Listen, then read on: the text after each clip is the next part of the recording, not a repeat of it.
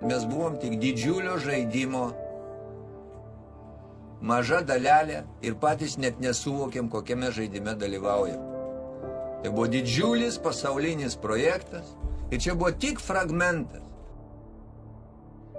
Aš nebuvau nei spaliukas, nei komjaunuolis, nei partinis žmogus.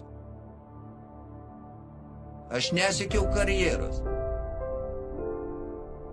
Vieni atėjo į sąjūdį aiškiai, žinodami, ko jie nori, nepriklausomybininkai, valstybininkai, o kiti buvo perestroikininkai.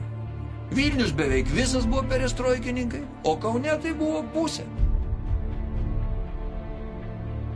Jų projekte ten yra pasakyta, mylėjai mano, Lietuvą mes kuriam TSRS sudėtyje. Po šitą konstituciją yra Landsbergio ir kitų parašai.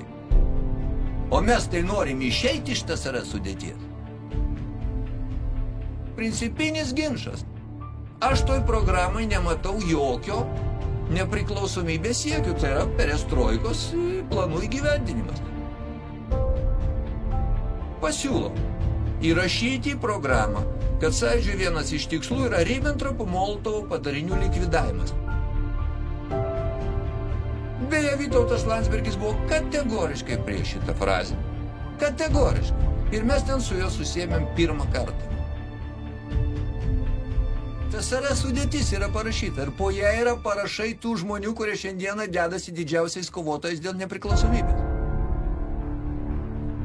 Man Landsbergis visada sakydavo, ką tu čia tą nepriklausomybę kiši, tai yra suverenitetas. Juk tas pats.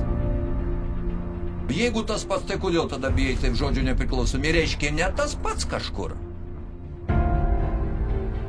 Dabar visiškai aišku, kad tai buvo Maskvos projektas.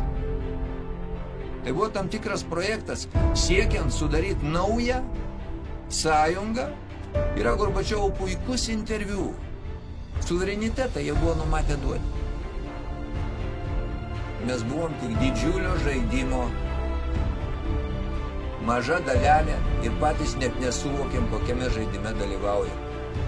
Tai buvo didžiulis pasaulinis projektas ir čia buvo tik fragmentas.